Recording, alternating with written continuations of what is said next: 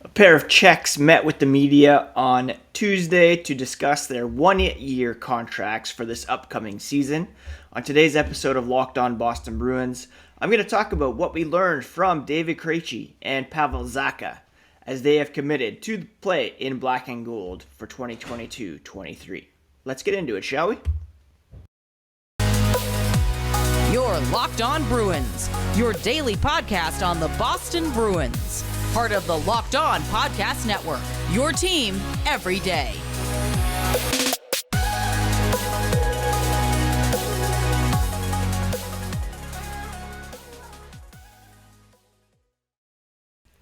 What is up, Bruins fans, and welcome back to the Locked On Boston Bruins podcast. I'm your host, Ian McLaren, and this is a daily show where we discuss all things Spoked B, as well as take a look around the NHL. Today is Wednesday, August 10th, and I want to thank you so much for making Locked On Boston Bruins part of your day every day. We are free and available wherever you get your podcasts, so please open up your podcast app, open up YouTube, search up Locked On Boston Bruins, and hit that subscribe button so that you never miss a thing. If you're on Twitter, you can find the podcast at Locked NHL Bruins, and you can find me, my dad jokes, and hockey tweets at Ian C. McLaren. Lifelong Bruins fan, been covering this team for various outlets for about 17 years, and very excited to have Patrice Bergeron, who we talked about yesterday, and David Krejci plus Pavel Zacha in the mix for this upcoming season.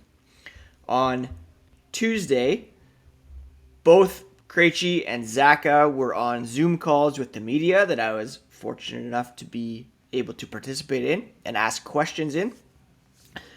And we're going to talk now about what we learned from both of those players as they have signed their one-year contracts. Now, David Krejci opened with a statement saying that he wanted to thank the Jacobs family, Cam Neely, Don Sweeney for letting him come back, keeping the doors open. He's super excited to come back, start the season, and he knew that he was going to come back sometime around the World Championship. Said after a few weeks of talking to his family about his future, they decided to go back to Boston. They've been spending the summer in the U.S., and he credits Bergeron, Pasta. They had so many conversations in the last few months about coming back, and they're the reason he wanted to come back and play with those guys again. Of Pastrnak specifically, he said, who wouldn't want to play with one of the best players in the world? He was lucky enough that he got to play with him at the World Championship. Their line with Roman Cervenka was one of the best at the Worlds. And David Krejci had 12 points in 10 games en route to a bronze medal with Czechia. He said that was a bit of a turning point in his decision to come back and play in the NHL. He said just playing with Pasta, seeing what they can still do together, it was pretty cool. Obviously, it would be nice to play with him. He was outspoken around January about Pastrnak being put on the second line by head coach Bruce Cassidy. And the hope is that Jim Montgomery will put them on a line with Taylor Hall to see what kind of magic they can create. We'll see what happens. Krejci did debunk a common myth that the coaching change affected his decision to return to the Boston Bruins. He said that would be a good story if he said that was the case, but no. His decision was made before the Bruins hired Jim Montgomery. The firing, and this is a direct quote, the firing of Butchie had nothing to do with my decision coming back. I asked him if he was close to coming back this past season, if you watch the playoffs, I had someone telling me that the Bruins tried very, very hard to get him to come back. And this is what he said. First of all, he said he watched a couple games in the playoffs. Those games are obviously late in Europe, 1, 2 a.m. So that's not something he could really do, stay up at the beginning of the World Championship. He did watch a couple games. They lost Game 7. So he thinks the Bruins are not that far. Now, when it comes to his decision, his team, Olympique, they were in the first round of the playoffs. They were supposed to win. The other team won the last 2 games, turned the series around, and beat them. And then there was maybe 2 days for him to sign, come back to the United States from Europe. It just wasn't enough time for him to get his daughter out of school, pack everything up. Wasn't enough time to do that. So that was kind of why he didn't even think about it, because it just didn't make any sense. His daughter was at school, and he had committed for 1 full year. He thought Olympique was going to get past the first round. They didn't. He wasn't thinking about going back to Boston last year at all. The Bruins had their thing going. He had his thing going. And when he commits to something, he wants to stick with it. So even though they lost in the playoffs, it gave him an opportunity to play at the World Championship, reconnect with Pasta, and realize that he could still hang at the highest level and perform. There were some phone calls, but the timing wasn't right. There was just 2, maybe 3 days for things to get done. On if he could return home after playing for the Bruins, he said he grew up where he played last year, always wanted to play there, never got to play at that rink, always one of his dreams. He got to do it. It was a dream come true, but his contract expired, and he wanted to make sure he got that opportunity. You never know what can happen with injuries. He would always have regretted not having that opportunity. So he's done that. Not going to say he'll never go back, but right now, what's on his mind is focusing on being in the best shape he can for training camp and the upcoming season. What happens after that? Well, he'll address that when the time comes, similar to what Patrice Bergeron said. So that's it. He feels like he still has a lot to offer. People talk about his age, he says, but it's just a number. He's in good shape. Coming back to try to go all the way. He knows what it takes to make the playoffs, go all the way. We all know playoff Krejci steps up one step at a time. And, there's some key injuries early on. They're going to miss those guys, he said. But maybe that's going to bring the team closer right from the beginning. And that's what Patrice Bergeron said as well the other day. That adversity early on really can help to shape a team. Guys step up, and you kind of have a all-in mentality right from the get-go. So that's what we learned from David Krejci. Bruce Cassidy had nothing to do with the decision. Bergeron and Pastrnak did. His performance at the Worlds convinced him that he still had lots left in the tank, and he wasn't really close to coming back at the end of last season. We're going to talk about Pavel Zacha and what he had to say yesterday.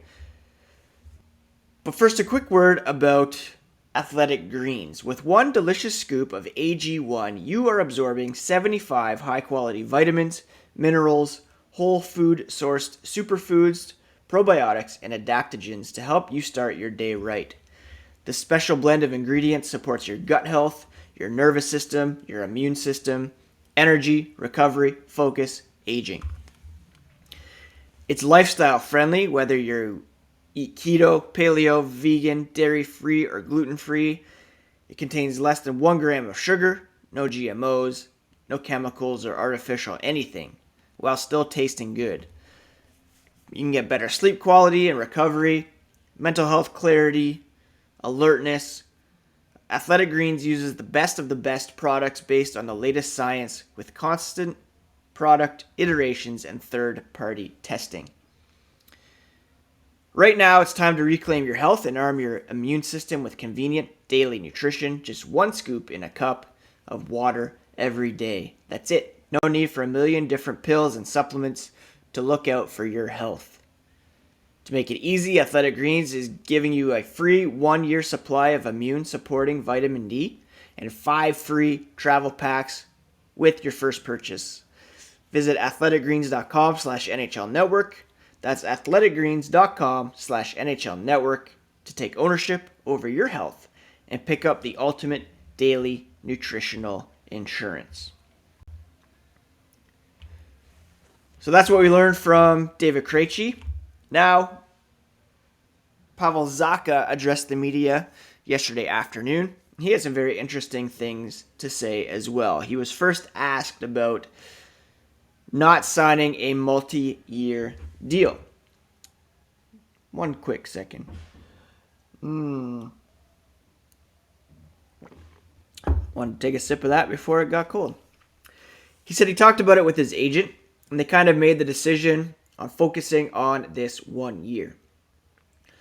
Bringing in guys like Bergie and Krejci, there's a big chance of having a good year as a team. That was the biggest thing from both sides. If everything goes well, the Bruins know they want to stay in Boston for a long time. So there was more focus on staying here for 1 year, focusing on the season. He thinks they met where they both wanted in terms of valuation.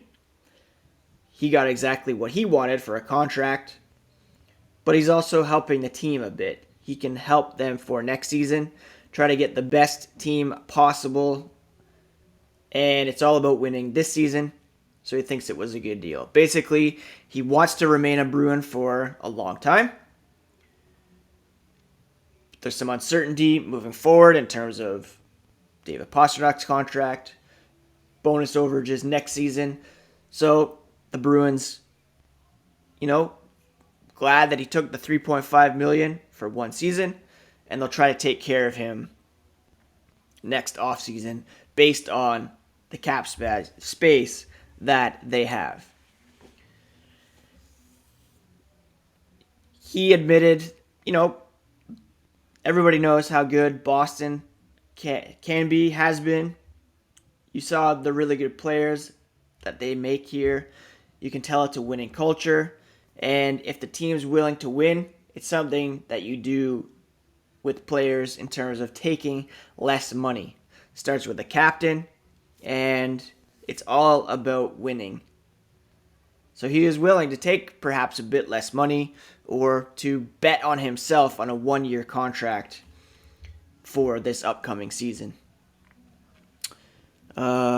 He said he's watched David Krejci a lot. He's a very skilled two-way center. He looks up to him, wants to learn from him, just excited that he decided to come back and play here. Having 5 Czech players on a team doesn't happen that often, he said. You now have Krejci, Pastrnak, Zacha, Zboril, with whom he was childhood friends. They go way back. And Thomas Nosek as well. He's expecting to play wing with Bergeron, Krejci, Coyle, Nosek in the mix. He's played there a lot over the past 2 seasons with the New Jersey Devils, maybe about 70%. He can play center, but he's used to playing wing, and where the spots are, he will play, basically. He can be used as a center. He can play the wing. You probably will to start the season based on Brad Marchand's injury, but that's a decision for the coaches. Again, he's very excited to be a Boston Bruin. It was an exciting day, he said, when he was traded, and now it's exciting on Monday with Bergeron being signed, Krejci being signed, him being signed. He's happy to be on a team that's going to be in the race and in the playoff hunt. That's something that he wasn't really part of in New Jersey. Being from that being in part of this culture, trying to learn from it. Whatever position he gets to play, he's excited to help the team. They just have to put it together. And Boston always plays like a really good team, really good hockey, so he's excited to be a part of it. I think he said excited about 1,000,000 times during this. I was able to ask him about his relationship with Taylor Hall. They were teammates in New Jersey. And I asked, whether or not they had been in touch, if Taylor Hall said anything to him about coming to Boston. It's a kind of a similar situation. Hall was acquired from the Sabres, played for a couple months, got a feel for the team, and then re-signed a contract extension.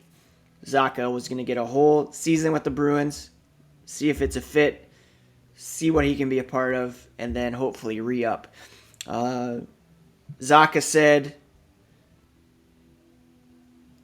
they have talked a couple times. Even when they were playing against each other, they've always kept in touch. He was one of the first guys to text Zacha when he got traded. They had a really good relationship in New Jersey. Hall is excited to be part of the Bruins. He was like during the season, what a team to be part of, what a culture to be part of. He always said great things about Boston. And then he invited him in and said, you're in a really good spot with a good team, with great players around you. It's going to be a fun season. That's what he said to him. That got Zacha really excited, especially knowing a player like that. He really likes it in Boston, Taylor Hall does, and appreciates the players and everyone around.